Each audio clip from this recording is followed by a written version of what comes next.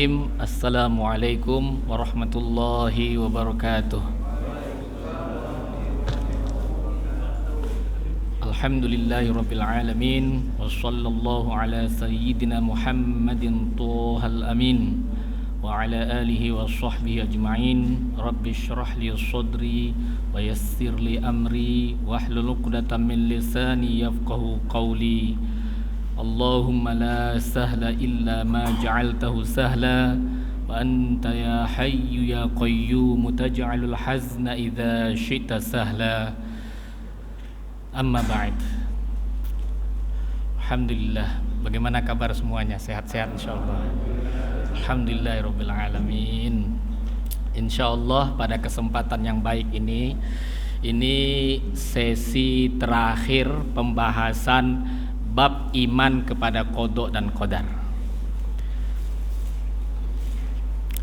Insyaallah pada bab berikutnya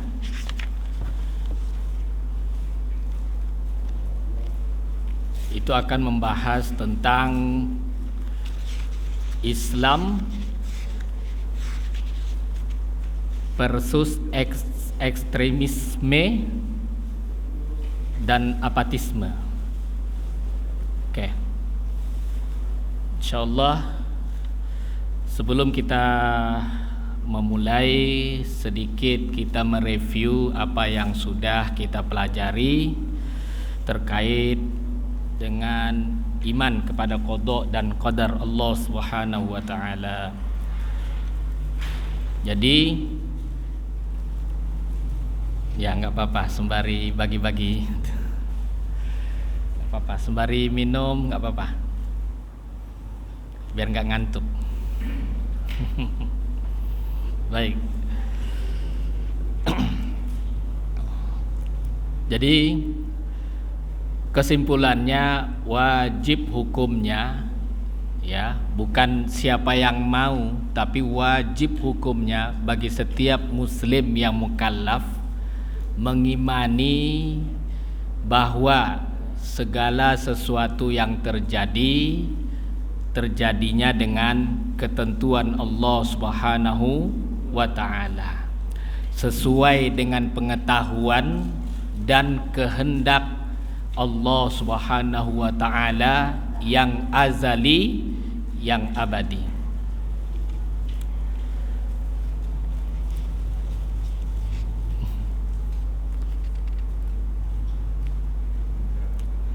Nggak apa-apa, lanjut.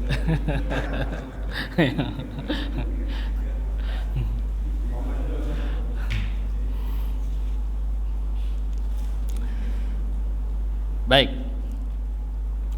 Jadi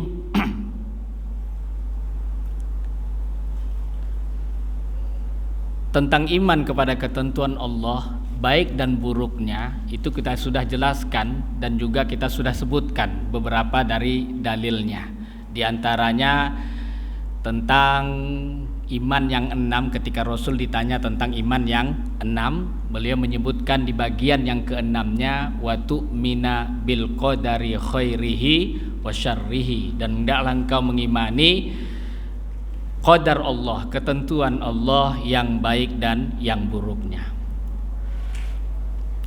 Begitu juga di dalam Al-Qur'an, Allah Subhanahu wa taala di antara dalil dalam Al-Qur'an firman Allah, inna kulla syai'in khalaqnahu biqadar, yang artinya sesungguhnya kami menciptakan segala sesuatu sesuai dengan ketentuan.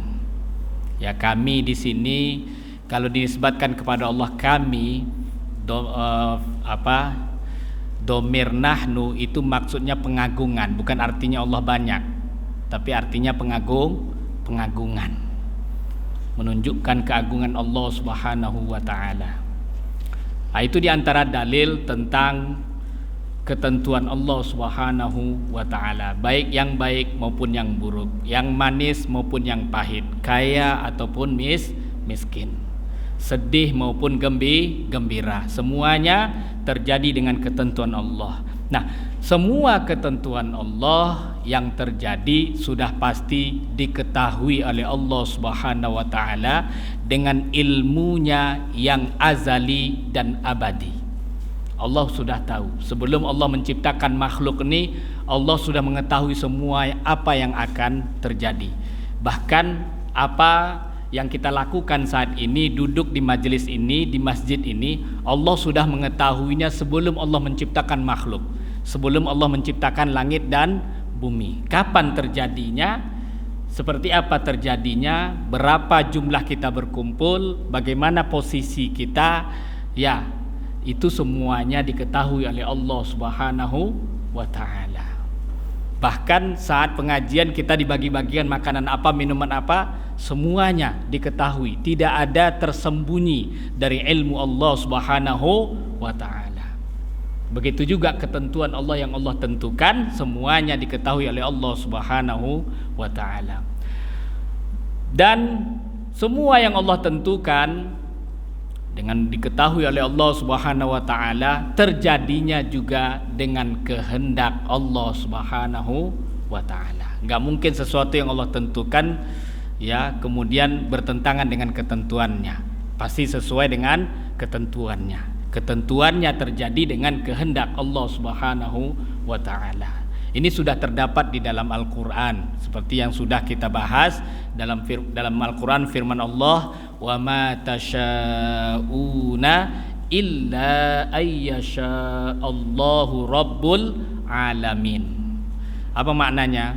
Dan tidaklah kalian menghendaki kecuali ya dikehendaki oleh Allah Subhanahu wa taala. Maksudnya apa tafsirannya?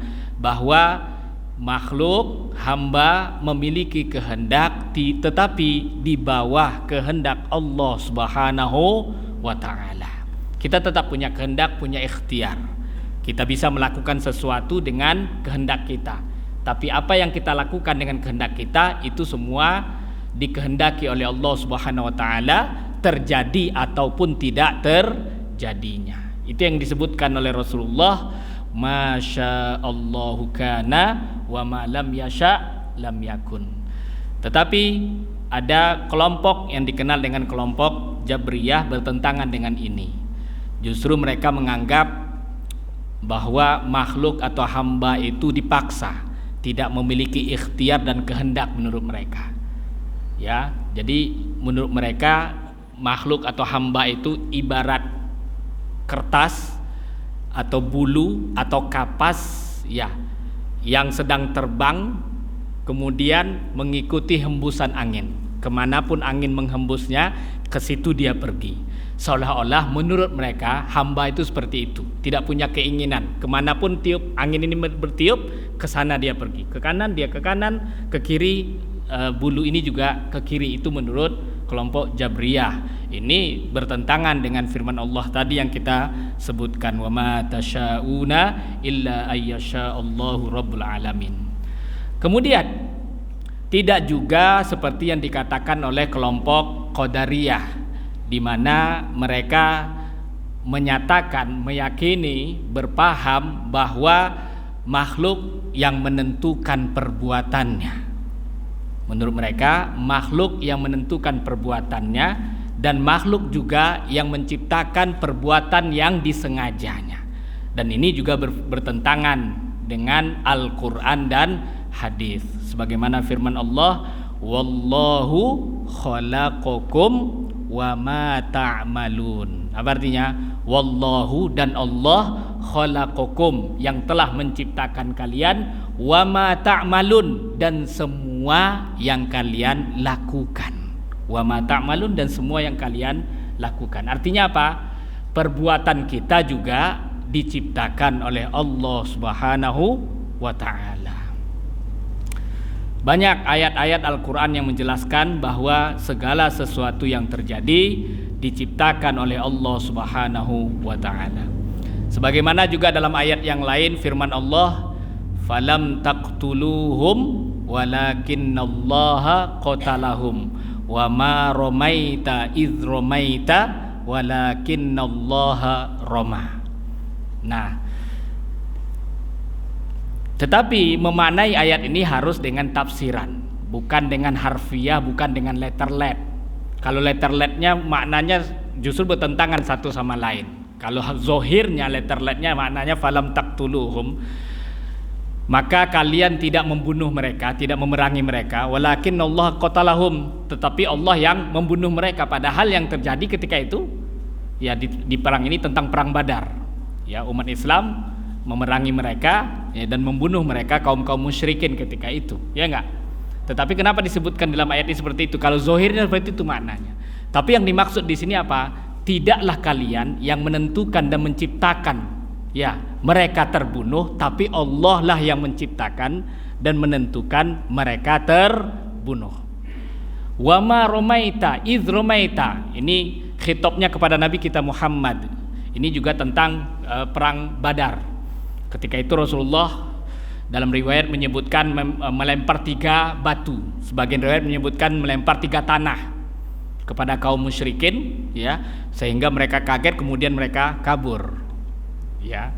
Nah, ini wa ma romaita, kalau letterletnya harfiahnya, zohirnya mengandung makna seperti apa? Dan tidaklah engkau melempar. Idz romaita, tatkala engkau melempar. Padahal tatkala engkau melempar ini kan kontradiksi. Ya, tidaklah engkau melempar tatkala engkau melempar. Walakin Allah roma, tapi Allah yang melempar kalau harfiahnya di sini makna. Jadi ini makna tidak sesuai dengan makna para ahli tafsir. Apa yang dimaksud di sana? Wa ma romaita khalqan idz romaita kasban. Ini tafsirannya. Di antara ahli tafsir menyebutkan ini. Walakinnallaha khalaqar ramyah. Itu maknanya. Wa ma romaita, tidaklah engkau menciptakan lemparan tersebut wahai Muhammad. Idz romaita, tatkala engkau berikhtiar melemparkan lemparan itu. Walakinnallaha roma, tetapi Allah lah yang menciptakan lemparan tersebut. Nah, sebagian ahli tafsir menjelaskan tapi Allah lah yang menolong Nabi Muhammad melemparkan batu tersebut sehingga kaum musyrikin kabur dan meninggalkan medan perang. Nah, itu diantara sebagian penafsiran para ulama. Itu maksudnya. Bukan artinya bahwa bukan maknanya bahwa Allah Ta'ala berada di sana kemudian melempar batu tersebut. Enggak, itu mustahil dan itu bertentangan dengan ayat Al-Quran, bertentangan dengan akidah Islam. Nah, ini menjelaskan apa? Menjelaskan ada yang menciptakan, ada yang berusaha untuk melemparkan. Yang menciptakan lemparan, yang melempar yang berusaha berikhtiar melempar tadi siapa? Nabi Muhammad. Tapi yang menciptakan Nabi Muhammad melempar, menciptakan lemparan Nabi Muhammad ini adalah Allah Subhanahu wa taala. Ya. Jadi kita tetap punya ikhtiar. Kita punya kehendak, tetapi ikhtiar dan kehendak kita diciptakan oleh Allah, ditentukan oleh Allah dan dikehendaki oleh Allah Subhanahu wa taala, serta diketahui oleh Allah Subhanahu wa taala.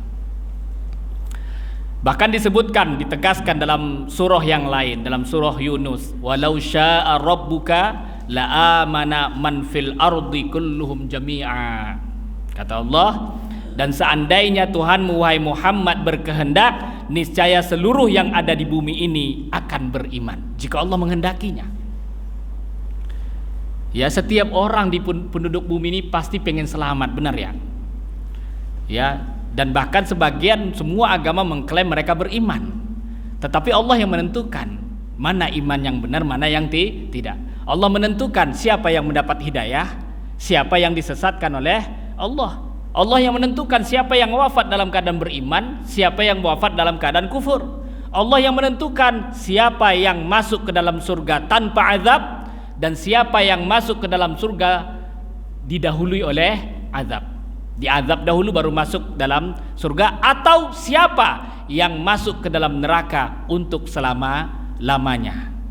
Allah yang menentukan semuanya, dan ketentuan Allah, ya, kehendak Allah itu adalah rahasia Allah Subhanahu wa taala.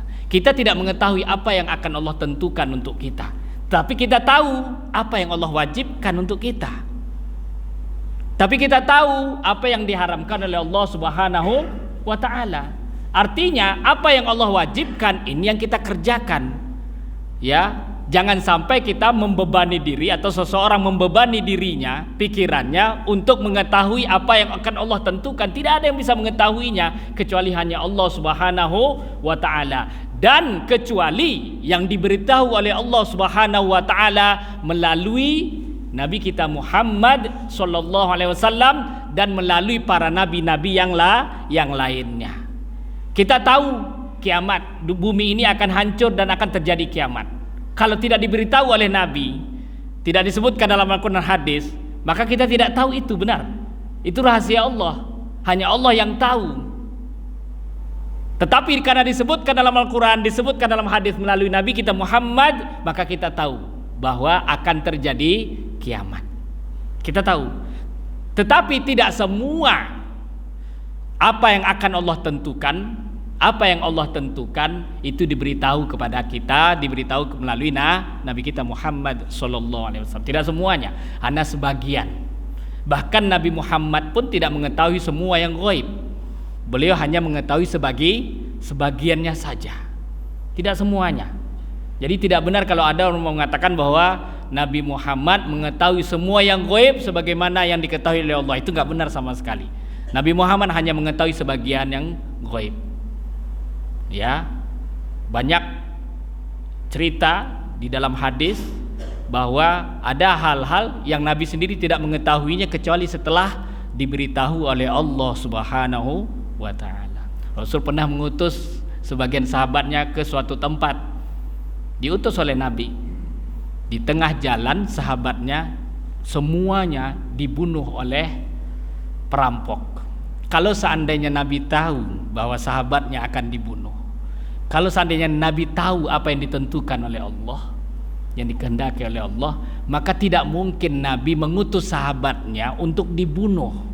Benar? Tidak mungkin. Tapi karena Nabi tidak tahu bahwa sahabatnya akan dibunuh, kemudian beliau utus sahabatnya ke suatu tempat. Semuanya dibunuh, nggak ada satu pun yang hidup ketika itu. Rasulullah juga pernah sempat menyolati orang munafik. Munafiknya munafik dalam akidah. Munafik itu ada dua ya, munafik dalam akidah, yang di luar akidah. Kalau munafik dalam akidah ini kufur. Tapi kalau munafik di luar akidah, ya tidak sampai ke dalam, di luar akidah itu tidak sampai terjerumus dalam kekufuran. Seperti misalnya setiap berucap dia berbohong, itu tidak sampai ke ranah kufur.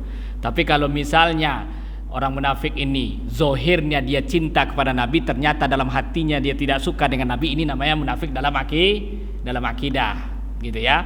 Zohirnya seolah-olah dia cinta kepada Allah, menyembah Allah, tapi dalam hatinya ya dia tidak mencintai Allah, dia membantah ataupun protes terhadap Allah, maka ini adalah munafik dalam akidah. Nah, Rasulullah sempat menyolatinya hingga dikuburkan. Setelah dikuburkan baru turun ayat Al-Quran bahwa yang inti dari ayat tersebut bahwa yang barusan tadi dimakamkan itu adalah orang yang munafik, orang kafir yang keluar dari Islam. Kalau Nabi tahu, nggak mungkin. Karena kan kalau orang yang meninggal dalam keadaan kufur tidak boleh disolati. Nah, karena Nabi tidak tahu, beliau ambil secara zohirnya. Ya, yang anehnya orang munafik ini meminta selendang Nabi untuk diselimuti ke badannya dan dijadikan bagian dari kain kafannya. Selendang Nabi berikan. Ya, nah, dan ini dikenal orang ini adalah pimpinan munafik di zaman itu, di zaman Nabi. Dia hidup bersama sahabat. Ada lebih kurang 50 orang munafik hidup di tengah-tengah sahabat ketika itu.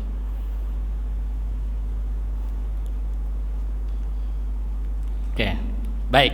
Jadi hanya Allah yang mengetahui apa yang akan terjadi, dan semua yang terjadi ditentukan, dikehendaki dan diciptakan oleh Allah Subhanahu wa ta'ala. Itu wajib kita imani.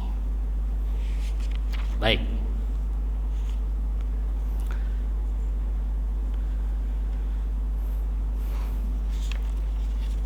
Karena ini sesi terakhir, mungkin kita beri kesempatan untuk bertanya bagi yang mau bertanya. Tapi nggak lama-lama, nanti kita akan lanjutkan lagi. Silakan.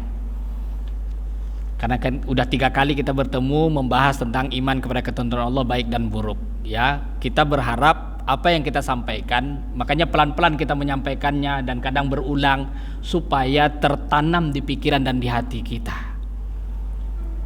Ya, karena kalau cepat gitu ya, itu sulit tertanam, apalagi kadang kita nggak nulis gitu kan. Mungkin ingat sekarang, nanti setelah Isya gitu kan, atau pulang ke rumah gitu, lain lagi urusannya, lupa tentang pelajarannya kan. Nah, baik, silakan.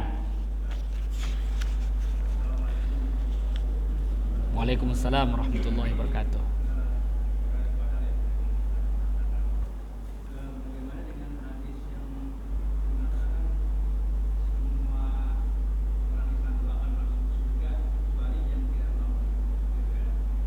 Kecuali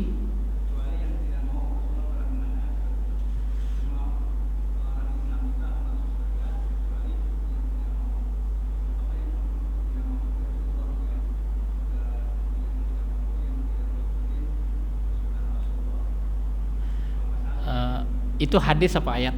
Saya belum pernah dengar. Hadis ya. Bunyi hadisnya gimana?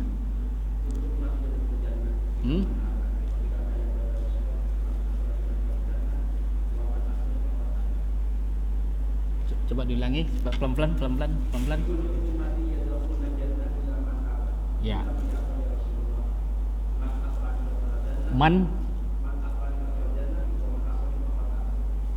Oke.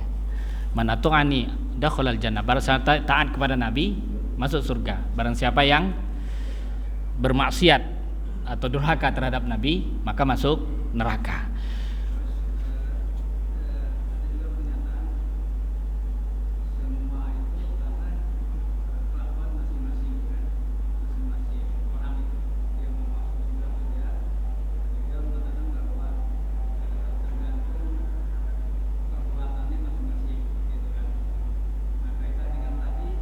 Itu yang di dalam ayat yang dimaksud man syaa falyakfur itu, man syaa falyu'min, man syaa man syaa. Yang lain lagi, oke.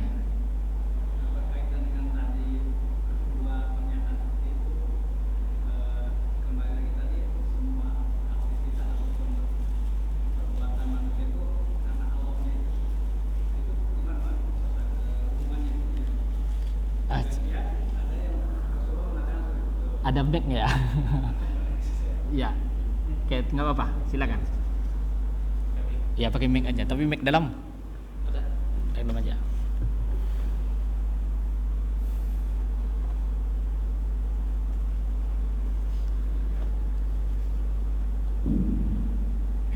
Ya. Yang pertama tadi kaitan dengan hadis Rasulullah yang tadi dikatakan. Yang kedua, ada pernyataan atau penyidikan bahwa semua Apa tadi pernyataan dari? hadis, yang pertama hadis Ya. hadis. Yang kedua ini bukan hadis, tapi Pernyataan sebagian orang. Oke. bahwa tergantung perbuatan masing-masing yang mau masuk surga atau neraka. Seperti itu. Terus kaitan dengan qada dan qadar yang Allah, bahwa semua itu tergantung Allah, semuanya itu karena di Allah. Ini hubungannya gimana tadi? Baik. Terima kasih. Wow, luar biasa pertanyaannya. Masya Allah. Baik. Penentu akhir apakah orang itu akan masuk neraka ataupun surga itu pada saat akhir hayatnya. Apakah di akhir hayatnya dia meninggal dalam keadaan beriman atau meninggal dalam keadaan kufur. Penentuan akhir zohir yang terlihat. Tetapi apapun yang terjadi pada penentuan akhir ini, di akhir hayat seseorang ini, Allah sudah menentukannya apakah dia meninggal dalam keadaan beriman atau meninggal dalam keadaan kufur. illa man aba tadi ya bagi orang yang aba, yang dimaksud orang yang durhaka terhadap Nabi sehingga terjumus ke dalam kekufuran kemudian meninggal dalam keadaan kufur. Tapi kalau orang yang taat kepada Nabi, taat kepada Allah dan Rasulnya, istiqomah dalam itu sampai meninggal dunia, artinya meninggal dalam keadaan beriman dan taat, maka dia meninggal dalam keadaan husnul khotimah, maka masuk surga. Tapi kalau dia misal aba atau durhaka, tidak beriman kepada Allah dan Rasulnya, lalu sampai meninggal dalam keadaan seperti itu, maka dia masuk neraka dan kekal selama-lamanya. Nah, adapun orang yang hidup di dunia ini, ada orang muslim, ada orang kafir, gitu ya. Kita tidak bisa langsung menjas bahwa orang yang kafir sekarang sebelum dia meninggal, dia pasti masuk neraka, belum tentu. Boleh jadi sebelum meninggal dapat hidayah. Atau ada orang yang beriman lalu dijas bahwa dia pasti masuk surga, belum tentu juga. Tergantung di ujung akhirnya. Apakah di ujung akhirnya nanti dia tetap teguh pendirian dalam iman? Tidak ada hal-hal, perbuatan, ucapan dan keyakinan yang merusak imannya sampai meninggal dunia. Kalau nggak ada, dia teguh pendirian dalam itu, maka dia meninggal dalam keadaan beriman dan masuk surga. Nah, itu semua hanya sebab. Ya, dengan sebab orang ini beramal soleh, ya, lalu meninggal dalam keadaan amal soleh tersebut, dalam keadaan beriman dan beramal soleh, ya, dengan sebab ini dia masuk surga. Dengan sebab dia durhaka, dengan sebab dia kufur, dengan sebab dia maksiat, itu dia sampai meninggal dunia, dengan sebab itu dia bisa disiksa oleh Allah Subhanahu wa taala. Kalau dalam keadaan kufur sudah pasti disiksa. Tapi kalau dalam keadaan pelaku maksiat tapi beriman, bisa diampuni, bisa tidak diampuni. Yang diampuni dia masuk surga tanpa diazab, yang tidak diampuni dia masuk neraka terlebih dahulu tapi pada akhirnya masuk surga karena meninggal dalam keadaan beriman. Itu sebab. Nah, setiap orang yang melakukan amal soleh meninggal dunia dalam keadaan itu, maka ini adalah sebab dia itu masuk surga. Tapi itu semua adalah dengan rahmat dan keutamaan Allah Subhanahu wa taala. Bahkan rahmat Allah itu lebih utama daripada amal solehnya sendiri. Kalau Allah Ta'ala tidak melimpahkan rahmat dan keutamanya terhadap orang itu, walaupun kita melihat sepanjang hidupnya beramal soleh, gitu ya, bisa saja kalau Allah menghendaki dan tidak memberikan rahmat dan menentukan dia meninggal dalam keadaan kufur, bisa saja pada saat meninggal dunia meninggal dalam keadaan kufur. Begitu juga terjadi sebaliknya. Itu sebab. Dan itu semua ditentukan oleh Allah Ta'ala. Apapun, kalau itu yang baik, itu dengan rahmat dan keutamaan Allah. Kalau mereka masuk neraka, itu dengan keadilan Allah Subhanahu wa taala. Sedangkan apapun yang Allah perbuat, la yus'alu amma yaf'al wa hum yus'alun. Apapun yang Allah perbuat, Allah menghendaki sebagian masuk Islam, ada sebagian tidak, ada sebagian yang beriman, ada sebagian yang tidak beriman, ada yang melakukan amal soleh, ada sebagian yang bermaksiat, ya. Itu semua sesuai dengan apa yang Allah kehendaki dan sesuai apa yang ditentukan oleh Allah, dan tidak ditanya kenapa Allah berbuat demikian. Tidak boleh ditanya. Tapi makhluknya lah yang akan nanti ditanya, yang akan nanti dipertanggungjawabkan di akhirat apa yang diperbuat. Ya. Nah, ini lain lagi ininya nih, pendalamannya. Ya, itu dijelaskan di dalam Al-Qur'an, dijelaskan la yus'alu amma yaf'al wa hum yus'alun. Itu dijelaskan di dalam Al-Qur'an. Jadi kita dilarang mempertanyakan suatu hal apapun kepada Allah tentang apa yang Allah perbuat. Ya. Dan kita tidak tahu apa yang akan Allah tentukan untuk kita. Kita tidak tahu kapan kita meninggal, di mana kita meninggal, seperti apa kita meninggal. Itu kita tidak tahu. Itu adalah rahasia Allah Subhanahu wa taala. Tetapi kita tahu Apa yang Allah wajibkan, kita lakukan apa yang Allah wajibkan. Makanya ketika Sayyiduna Ali ditanya tentang qadar, tentang ketentuan Allah, beliau mengatakan ini adalah rahasia Allah. Ya, fasirullahi la tatakallaf. Dan rahasia Allah jangan kau bebani, jangan kau paksakan diri engkau untuk mencari tahu tentang rahasia Allah, tentang ketentuan Allah yang dimaksud tadi. Ya. Dan ketentuan Allah antara isnain, antar dua. Ya, la jabrun wala apa? Kemarin minggu lalu sudah pertemuan kita sebelumnya sudah ya, itu. Nah, kan? Itu kan kita banyak kegiatan lupa semua ini. Apalagi nggak ditulis gitu. Nah, jadi yang pasti ketentuan Allah itu antara dua ini, bukan paksaan gitu ya, bukan pula makhluk ini yang menentukan semuanya. Kita di tengah-tengah, ya, kita di tengah-tengah. Tidak dikatakan Allah memaksa. Kenapa? Karena kita memiliki ikhtiar dan kehendak. Tidak dikatakan juga makhluk menentukan. Kenapa? Karena kehendak dan ikhtiar kita ya ditentukan oleh Allah di bawah kehendak dan di bawah ketentuan Allah Subhanahu wa taala. Itu yang kita imani. Itu yang kita imani. Sebagaimana Allah menghendaki bahwa hanya Islam agama yang diridhoi oleh Allah. Tidak bisa orang menentang atau mempertanyakan. Tidak bisa dikatakan kenapa Allah hanya meridhoi Islam, kenapa tidak meridhoi yang lain. Tidak boleh ditanyakan kepada Allah seperti itu. Makanya kita sebutkan tadi, apa yang Allah wajibkan, apa yang Allah tentukan perbuatan baik, kita laksanakan sesuai dengan ketentuan yang kita pelajari dari guru-guru kita bersambung sampai kepada Rasulullah SAW. Apa yang dilarang oleh Allah kita tinggalkan. Lalu kalau kita misalnya ditimpa atau seseorang itu ditimpa cobaan, tidak boleh protes kenapa Allah menimpakan kepada dia cobaan. Tidak boleh protes kenapa Allah menimpakan kepada dia sakit, tidak boleh protes. Tetapi kewajiban kita apa? Bersabar dan tawakal kepada Allah. Bukankah di dalam Islam, dalam pelajaran Islam dijelaskan wajib hukumnya kita bertawakal, wajib hukumnya kita bersabar dan tidak menentang, tidak protes. Karena Allah sudah menegaskan dalam Al-Quran, la yus'alu amma yaf'al wahum yus'alun.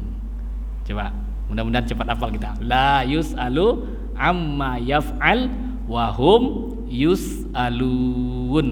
Tidak ditanya apapun tentang apapun yang Allah lakukan, tentang apapun yang Allah perbuat. Tapi makhluknya lah, mereka lah, para makhluk lah yang akan ditanya, yang akan mempertanggungjawabkan apa yang mereka perbuat semasa mereka masih hidup. Nah, ini masuk ke kajian tasawuf kita. Ya, karena ada bagian dari ilmu tasawuf itu hukumnya wajib kita pelajari. Kita nggak bisa menghindari. Kalau ada orang menghindari 100% ilmu tentang tasawuf, berarti dia menghindari ada perkara yang diwajibkan di sana. Bukankah pelajaran tentang sabar, tentang syukur, tentang qanaah itu wajib hukumnya? Wajib hukumnya kita pelajari. Itu bagian dari tasawuf. Tawakal. Karena tasawuf dan akhlak itu sama saja sebenarnya pada hakikatnya. Tasawuf dengan akhlak. Makanya di dalam tasawuf, orang yang masuk dalam thariqat gitu ya, dalam lingkungan thariqat, mereka mempelajari ini tentang akhlak-akhlak ini. Akhlaknya, adabnya kepada Allah, akhlaknya, adabnya kepada sesama makhluk sama manusia, dan terhadap makhluk-makhluk yang lainnya. Itu dipelajari ilmu tasawuf. Jadi kalau kita ingin jawaban detail-detail sedalam-dalamnya, memang kita nggak bisa masuk ke sana, ke ranah sana. Itulah kita sebut dari awal tadi, itu rahasia Allah. Dulu pernah guru saya menceritakan ada 2 orang kekasih. Yang satu agamanya Islam, yang satu non-Islam. Ya, yang satu agamanya Islam, laki-laki yang Islam, perempuan non-Islam. Lalu sudah lama menjalin kasih, suatu ketika mereka masing-masing di rumahnya sakit. Masing-masing sakit di rumahnya dan tidak saling berhubungan setelah itu. Nah, mendekati kematiannya, ya si laki-laki tadi yang Islam mengatakan, saya ingin selama-lamanya bersama kekasih saya. Kemudian dia kufur terhadap Allah, ingin masuk ke agama yang perempuan tadi, karena menurut dia, ala za'mi, menurut dia, dan ini nggak benar sama sekali. Menurut dia akan nanti bertemu kepada kekasihnya lagi setelah meninggal dunia, kalau seandainya dia, menurut dia, akan masuk ke dalam agama kekasihnya ini. Lalu keluar dia dari Islam, tidak lama setelah itu dia meninggal dunia dalam keadaan kufur. Di tempat yang lain, kekasihnya yang perempuan tadi ingin, saking cintanya, ini cinta buta ini, tapi ini jadi bagus yang ini, saking cintanya sama si laki-laki, maka dia ingin selama-lamanya walaupun setelah mati nanti dengan laki-laki ini. Lalu dia masuk Islam, mengucapkan 2 kalimat syahadat. Setelah itu dia meninggal dunia dalam keadaan beriman. Siapa yang menyangka si laki-laki sepanjang hidupnya dalam keadaan beriman, tahu-taunya mendekati maut meninggal dalam keadaan kufur. Sebaliknya si perempuan tadi mendekati maut, dia meninggal dalam keadaan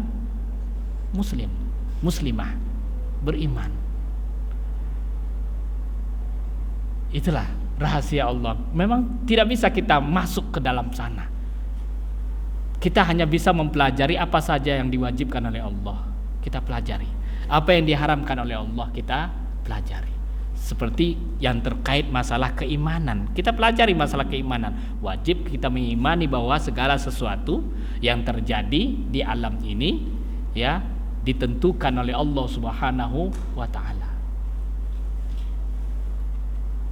Tidak bisa kita mengorek-ngorek nanti si A ketentuannya apa nanti ke depan, saya nanti ketentuan saya apa. Lalu ada sebagian orang meramal-ramal lah. Hati-hati, bahkan dalam Islam dilarang meramal. Nah, atau misalnya bersemedi atau baca tertentu supaya terbuka ilmu laduninya gitu kan. Wah, sehingga karena dia tidak sampai ke tingkat takwa, ke tingkat wali, ya, dia mengamalkan ilmu dari mana mungkin gak jelas, dia menyangka ini adalah amalan zikir yang akan bisa mengetahui akan datang, ya, disitulah dimanfaatkan oleh setan. Setan ini pura-pura seolah-olah jadi malaikat. Wah, kamu nanti seperti ini, seperti itu. Waduh, ini terjebak orang-orang seperti ini. Kenapa? Karena penasaran. Ya karena tidak dibekali tadi dengan ilmu yang cukup dalam masalah ini. Kalau kita dikasih tahu, nah itu adalah rahasia Allah. Yang penting kita pelajari apa yang Allah wajibkan, kita pelajari apa yang Allah haramkan.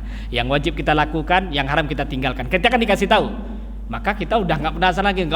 Untuk apa mencari-cari seperti itu? Dan toh kita juga dilarang untuk mencari tahu seperti itu. Nah, terus kalau kasyaf bagaimana Ustaz? Nah, kalau kasyaf, nah, itu lain lagi cerita kita kemana-mana ini. Iya, kasyaf. Kasyaf itu kan bagian dari karomahnya wali. Karomah wali itu banyak macam-macamnya. Ada orang yang diberkahi oleh Allah pada matanya, diberkahi oleh Allah pada telinganya, diberkahi tangannya, diberkahi kakinya, diberkahi kepada kasyafnya, pada hatinya. Ya seperti yang terjadi pada Sayyidina Umar radhiyallahu anhu ketika beliau berkhutbah. Beliau berbicara apa dalam khutbahnya, tiba-tiba melenceng kalimatnya, tidak sesuai dengan apa yang dibicarakan, malah memanggil seseorang. Nah, orang yang dipanggil itu adalah pimpinan tentara yang diutus oleh Sayyidina Umar ke satu tempat sangat jauh tempatnya. Ya, Sayyidina Umar ketika itu berada di mana? Di Yaman, di Madinah. Peperangan ini daerah sana ke arah Yaman. Ya, apa kata Sayyidina Umar? Ya sariyatal jabal al jabal, melenceng dari pembicaraan. Tapi para sahabat memang bertanya-tanya, tapi diam aja. Penasaran memang penasaran, namanya Sayyidina Umar sedang khutbah gitu kan. Dan itu beliau melanjutkan lagi khutbahnya. Nah, diam, gak ada yang berani bertanya ketika itu. Nah, setelah sepulangnya tentara ini ke Madinah, baru mereka bertanya-tanya. Diceritakanlah bahwa mereka semua, termasuk pimpinannya yaitu Sariyah, mendengarkan suara Sayyidina Umar mewaspadai mereka supaya naik ke atas gunung. Dan mereka mengatakan itu sangat genting. Kalau kami tidak naik di atas gunung dan terlebih dahulu musuh naik ke atas, kami sudah pasti kalah. Mereka naik dulu ke atas gunung sampai akhirnya mendapatkan kemenangan dari Allah Subhanahu wa taala. Nah, itu kasyaf. Sayyidina Umar melihat mereka. Jarak begitu jauh, Sayyidina Umar melihat mereka. Sedang khutbah lagi. Ya, bukan sedang konsentrasi zikir gitu ya. Oh, melihat sesuatu gitu ya. Kan ada sebagian orang itu ya, orang-orang yang mencari kasyaf gitu ya. Kasyaf itu bukan dicari. Makanya kenapa Sayyidina Umar sedang khutbah ya, Allah berikan karomah berupa kasyaf tadi. Karena memang kasyaf itu bukan dicari-cari, memang pemberian dari Allah karena keistiqomahannya dalam keimanan, dalam ketakwaan. Istiqomah. Kalau ingin mendapatkan itu ya istiqomah dalam iman. Hindari dari hal-hal yang menjerumuskan dia dari kekufuran. Kemudian pelajari tentang kewajiban, laksanakan semuanya. Pelajari tentang apa yang diharamkan oleh Allah, tinggalkan semua yang diharamkan. Istiqomah dalam itu. Terus dan terus setiap harinya, setiap saatnya. Lalu setelah mencapai derajat takwa, maka kemudian dia menambah dengan perkara yang sunnah walaupun satu macam. Nah, ini pengertian wali ya. Misalnya dia menambah dengan zikir sama sholat gitu misalnya. Yang lain gak sempat itu saja, tapi istiqomah. Kewajiban istiqomah, meninggal yang diharam istiqomah, melakukan yang sunnah walaupun satu macam, istiqomah. Maka bisa mencapai derajat soleh, dan orang soleh banyak diangkat menjadi wali. Ya udah, tanpa mempelajari tentang kasyaf. Jika Allah menghendaki memberikan kepadanya karomah, dia mendapatkan karomah. Ya, tadi saya sebutkan kadang ada sebagian wali mendapatkan barokah pada tangannya, pada kakinya. Bagaimana itu? Pada kaki misalnya. Ya, ada wali ketika dia melangkah, baru aja dia melangkah, tiba-tiba udah berada di negara lain. Baik kata sebagian Habib itu, katanya ilmu melipat bumi. Ada yang bertanya, apakah bumi dilipat? Enggak. Jadi maksudnya itu bumi itu seperti dekat, gitu kan? Mau menempati dari satu tempat ke tempat yang lain, gitu kan? Ingin datang ke sana, itu dengan langkah, itu karomah. Makanya disebut karomah itu sesuatu yang luar biasa yang Allah berikan kepada walinya, mereka yang istiqomah dalam ketaatan dan ketakwaan kepada Allah Subhanahu wa taala. Itu bukan dicari-cari. Tapi kalau ada orang cari-cari, padahal dia nggak belajar ilmu agama, nggak istiqomah dalam ketaatan, melakukan maksiat, lalu diajarkan oleh orang gitu ya, motong ayam misalnya, atau misal dengan ijazah untuk dapatkan karomah, lalu dia zikir tiap malam, itu bisa saja nantinya bisa dimanfaatkan oleh setan dan tertipu. Jangankan kita, orang kayak kita, Syekh Abdul Qadir Jilani saja itu berani. Bahkan Rasulullah pun berani iblis mendatanginya. Syekh Abdul Qadir Jilani sudah mencapai derajat kewalian beliau. Suatu ketika beliau beribadah di satu ruangan, tiba-tiba ruangan ini datang dari atas cahaya dan menerangi ruangan itu. Ya, kalau dia mengaku, cahaya ini mengaku siapa dia yang sebenarnya, maka sudah pasti kan siapa aja bisa menolak kalau dia mengaku. Kalau dia mengaku misalnya kata cahaya ini, saya adalah setan, langsung kita tolak. Tapi apa pengakuan cahaya ini? Kata dia, saya adalah Tuhanmu, wahai Abdul Qadir Jilani. Wahai hambaku, kata dia. Setelah saya gugurkan semua kewajiban, ya, saya bebaskan semuanya, dan kamu dijamin masuk surga, kata dia, kata cahaya ini tadi. Syekh Abdul Qadir Jilani tanpa berpikir, karena beliau ahli ilmu. Beliau nggak memikir lagi ini siapa, enggak. Beliau langsung khosita ya iblis. Ya lain, celaka engkau iblis, celaka engkau yang dilaknat oleh Allah.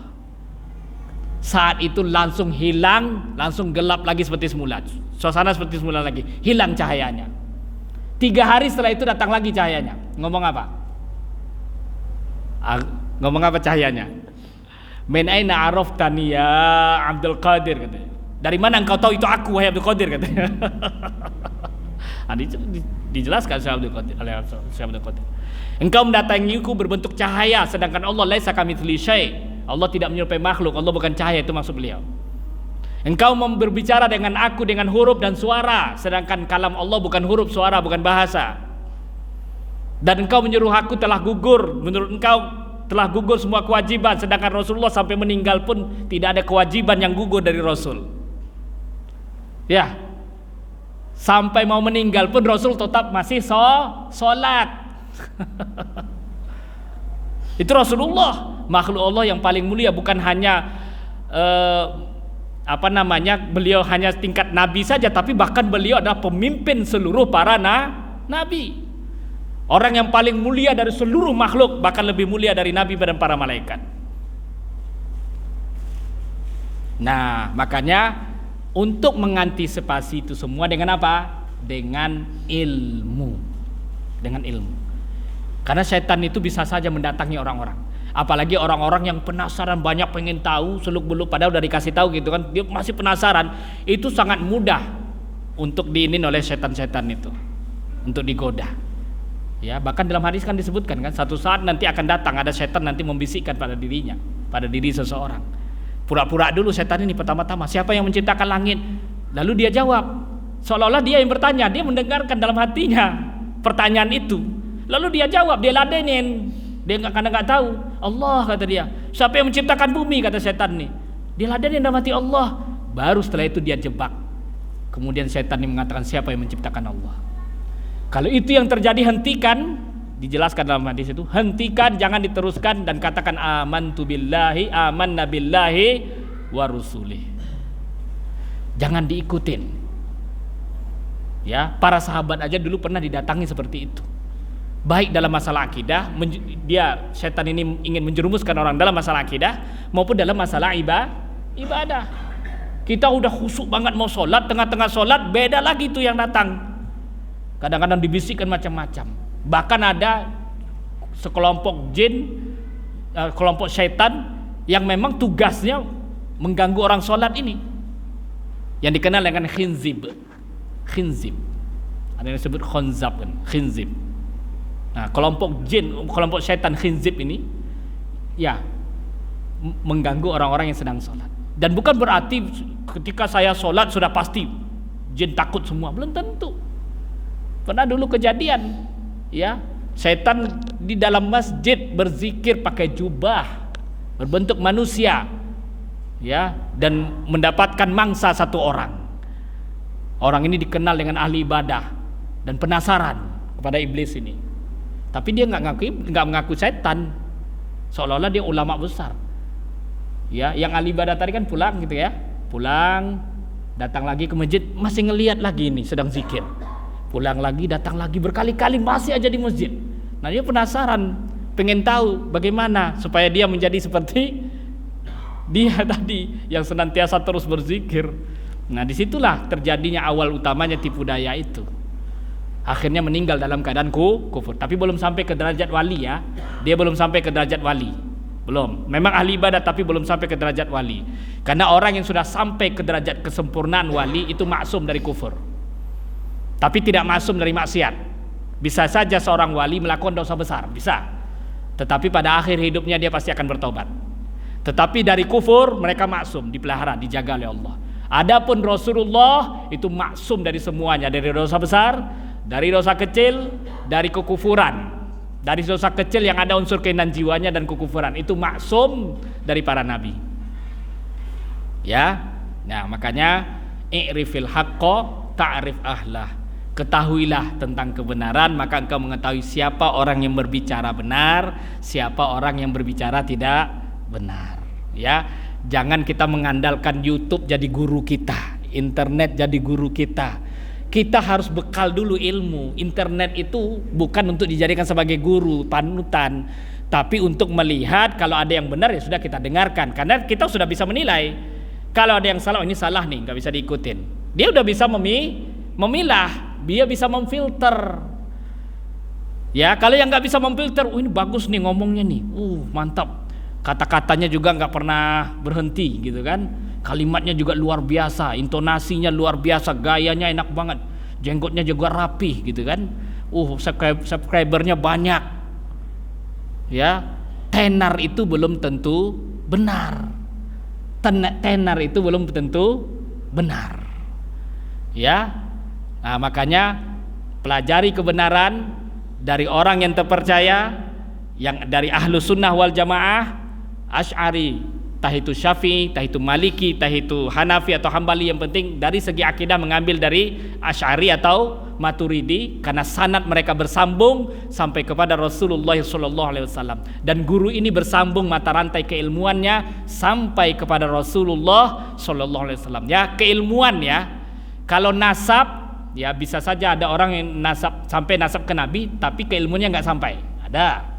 Ada juga yang sampai kedua-duanya, nasabnya sampai ke Nabi, ilmunya juga sampai. Ini bagus nih, ini luar biasa kalau ini. Kalau nasab kita nggak bisa milih, Allah sudah menentukan siapa yang menjadi keturunan Nabi. Tapi ada juga orang dia bukan keturunan Nabi, tetapi keilmuannya bersambung sampai ke Nabi. Ini diambil pendapatnya seperti ini. Kita pelajari ilmu agama melalui orang ini.